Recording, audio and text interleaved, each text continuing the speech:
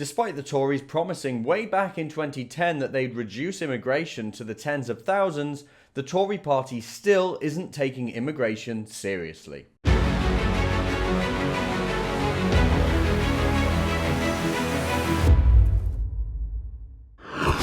This week, the Home Secretary, Sajid Javid, released more information about how our immigration system is going to work post-Brexit. And he said a couple of things that kind of reminded me of Theresa May, of her time when she was Home Secretary herself. And he reiterated and reconfirmed that the Tories just aren't interested in reforming immigration, managing immigration properly, or even, most importantly, reducing immigration. They're just not interested in doing any of that in any kind of meaningful way. It's all just talk. And in a white paper that was released by Javid and the Home Office, it was announced that low-skilled migrants from the European Union are going to be free to continue coming to the UK and seek work all the way up to 2025, despite the withdrawal agreement from the European Union, or just the very fact that we're leaving the European Union, promising that free movement is going to end. Theresa May has said over and over again that she will bring an end to free movement. She says that's part of her withdrawal agreement, but evidently it's not. And it's important, by the way, because one of the reasons why we voted for Brexit was because of the free movement issue. It was one of the many reasons why the working classes turned out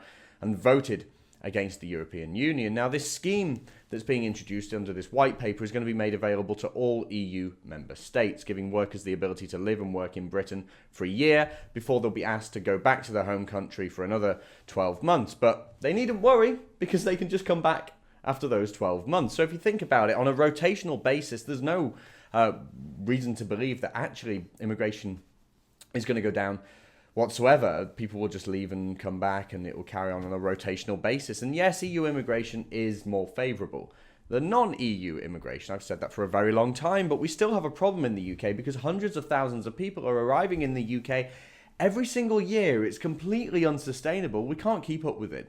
The Tories haven't not just done anything about it. It's not that they've just been sitting back and not doing anything.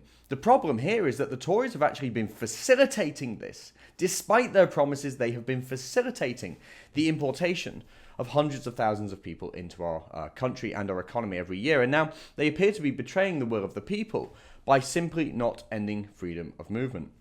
Our economy can't cope, our housing situation can't cope, our local communities simply can't cope with all this. And the government claims that this is about setting a new framework for migration that they say is based on skills and not on nationality. That's been the line for a little while, but I don't really think that this is the case. There's talk about introducing a minimum salary of £30,000 for people who to qualify to come to the UK. And I might add, in this white paper, it says that this potential of a requirement of earning £30,000 is only for skilled workers. It doesn't apply to low-skilled workers, so I don't really see the point of it being there. But it's only a year-long consultation that's being discussed. Actually, this figure's probably going to change. It's not a promise, and even if it was, it doesn't necessarily solve the problem. I think people in this situation are being treated like numbers rather than considering the impact that some individuals can have on our country, being a different impact that someone else might have on our country. And of course, I'm talking about cultural compatibility. What Britain needs at this point is investment in our own people. If we're going to have immigration, we should lower it significantly, and we should also consider cultural compatibility. But importantly, we have to invest in our own people, train our own people to fill that skills gap that we have. We need to stop the influx of people from all over the world and fully commit to reducing immigration to the tens of thousands at the very least. On BBC Radio 4's Today programme, Home Secretary Sajid Javid refused to support the government's previous commitment to reducing immigration down to the tens of thousands, something they did way back in 2010, if you remember that. And when he was asked about that exact pledge from David Cameron, he said that the government aims to bring it down to sustainable levels instead.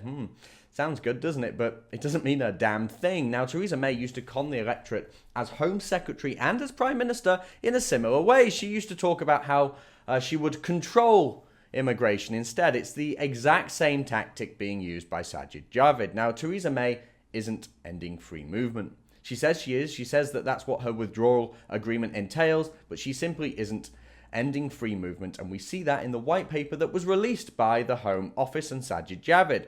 Javid doesn't care about reducing numbers to a point where Britain will no longer suffer an economic and cultural crisis.